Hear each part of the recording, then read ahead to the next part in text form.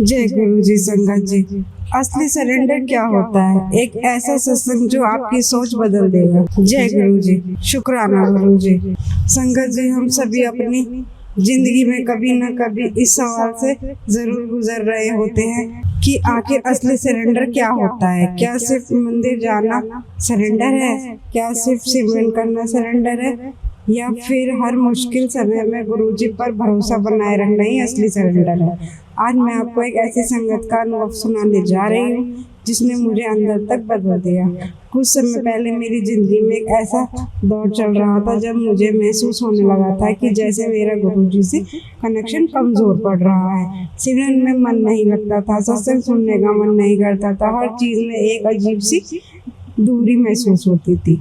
पहले मैं डर गई, मुझे लगा शायद मुझसे कोई गलती हो गई है, शायद गुरुजी मुझसे नाराज है। लेकिन फिर एक दिन दिल में एक आवाज आई, अगर गुरुजी ने हाथ पकड़ा है तो छोड़ेंगे भी नहीं। मुझे उस दिन एहसास हुआ कभी कभी गुरुजी हमें अपने पास रखकर नहीं बल्कि थोड़ा दूर रखकर भी आशीर्वाद देते हैं, क्योंकि उस दूरी में हमारा विश्वास परखा जाता है। उस समय मेरा मन बिल्कुल नहीं करता था सिमरन करने का, मैं खुद को दोष देने लगी थी। लेकिन फिर मुझे गुरुजी की एक बात याद आई, बिना मन के कुछ मत करो, पहले प्रेम जगाओ फिर नाम लो। और उसी दिन मैंने खुद को समझाया कि यह भी गुरुजी की मर्जी का हिस्सा है। कुछ दिनों बाद एक रात मुझे एक अद्भुत सपना आया। मैंने देखा कि एक दिव्य मंदिर है, वातावरण में ऐसी शांति थी जिसे शब्दों में बयान करना मुश्किल है। मुझे आज भी नहीं पता कि वह शिव जी थे, माता रानी थी या कोई एक दिव्य स्वरूप। लेकिन जैसे ही मेरी आँख खुली, दिल में सिर्फ एक ही भावना थी, शुक्राना। क्योंकि भगवान से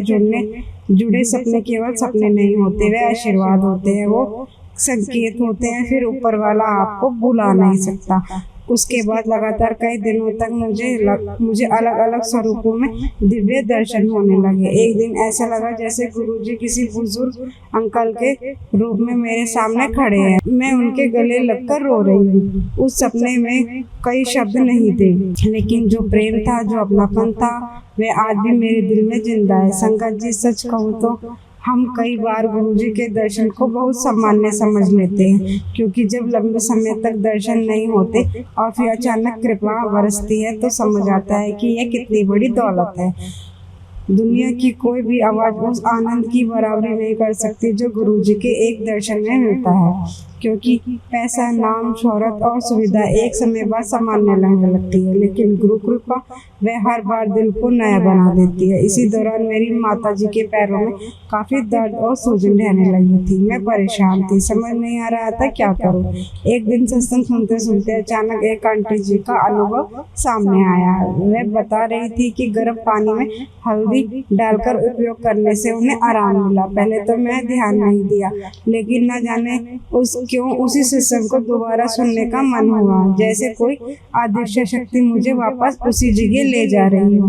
मैंने माता जी को वह उपाय बताया। कुछ समय बाद उन्होंने कहा, दर्द में थोड़ा आराम लग रहा है। उस पर मेरी आंखों में आंसू आ गए, क्योंकि मुझे महसूस हुआ कि गुरुजी मदद हमेशा करते हैं, बस तरीका अलग होता है। कभी डॉक्टर के रूप में, कभी किसी इंसान के रूप में, कभी किसी सत्संग के रूप में, और कभी सिर्फ एक छोटे से संकेत के रूप में। उसी दिन मैंने महसूस किया कि हम अक्सर गुरुजी से बड़ी बड़ी चीजें मांगते हैं, लेकिन असली चमत्कार है सुबह परिवार का स्वस्थ उठना, शाम को सुरक्षित घर लौटना, माँ बाप का मुस्कुराना और अपने लोगों का साथ होना।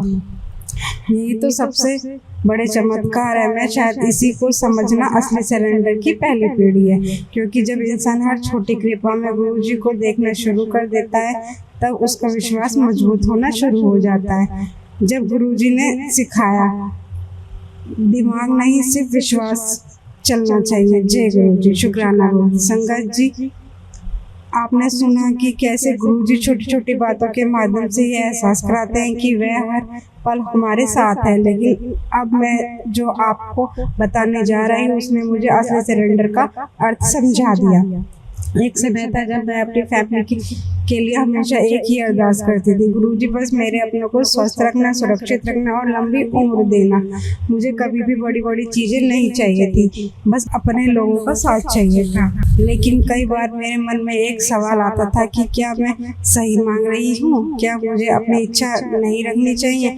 क्या सब कुछ गुरुजी की मर्जी पर छोड़ देना चाहिए? इन्हीं दिनों मुझे एक ऐसा संदेश मिला जिसने मेरे दिल को छू लिया।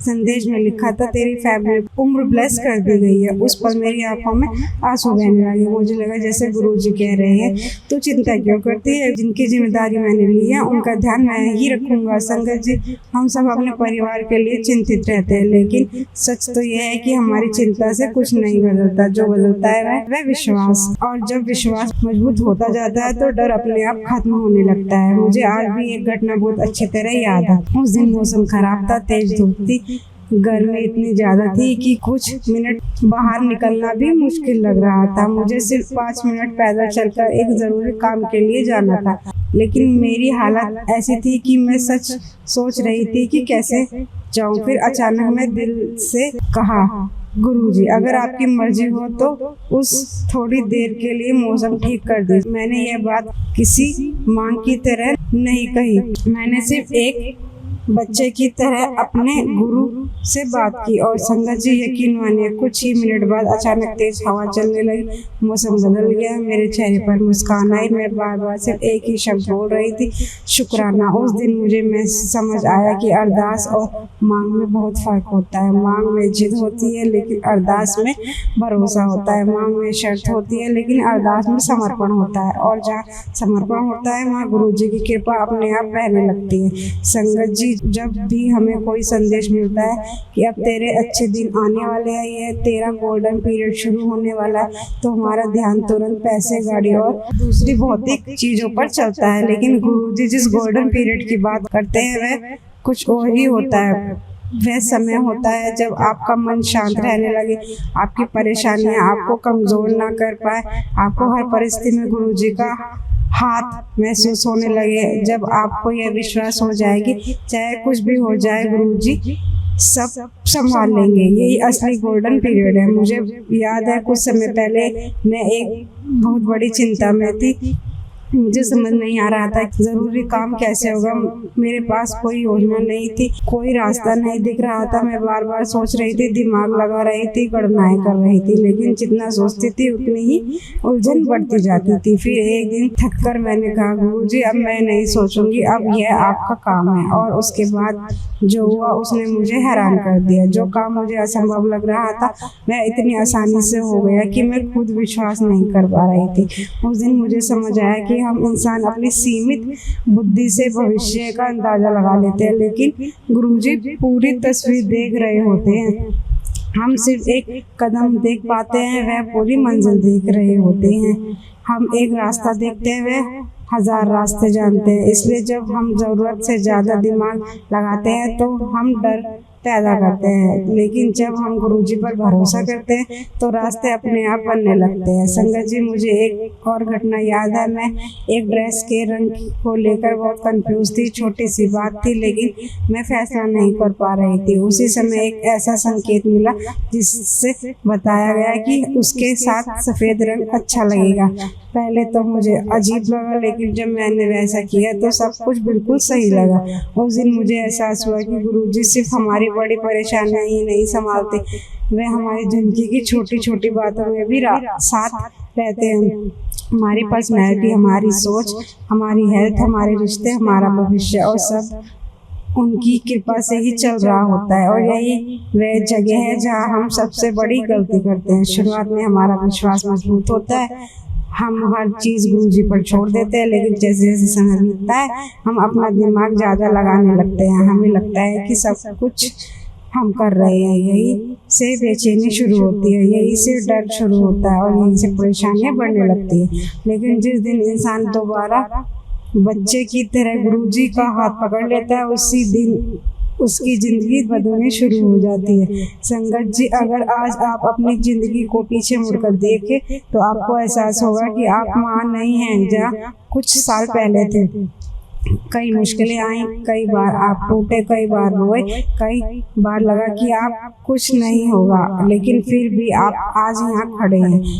क्या यह आपने अपने आप हुआ? नहीं, यह गुरु कृपा है। यही वह अदृश्य हाथ है जिसने आपको गिरने नहीं दिया। इसलिए आज अगर इस सत्संग से एक बात आप अपने दिल को लेकर जाए तो ये है असली सरेंडर। तब होता है जब हम अपनी जिंदगी की डोर गुरुजी के हाथों में सौंप देते हैं, जब हम हर परिस्थिति में कहते हैं गुरुजी मुझे नहीं पता क्या सही है, लेकिन आपको सब पता है, इसलिए मैं आपकी रजा में राजी हूँ। और यकीन मानिए जिस दिन यह भावना दिल से आ जाएगी उसी दिन से आपकी जिंदगी में शांति आनी शुरू हो जाएगी, उसी दिन से डर कम होने लगेगा, उसी दिन से चमत्कार दिखाई देने लगेगा। जय गुरु जी, शुक्राना गुरु जी। ओम नमः शिवाय। शिव जी सदा सहाय। ओम नमः शिवाय। गुरु जी सदा सहाय। जय गुरु जी, शुक्राना गुरु जी।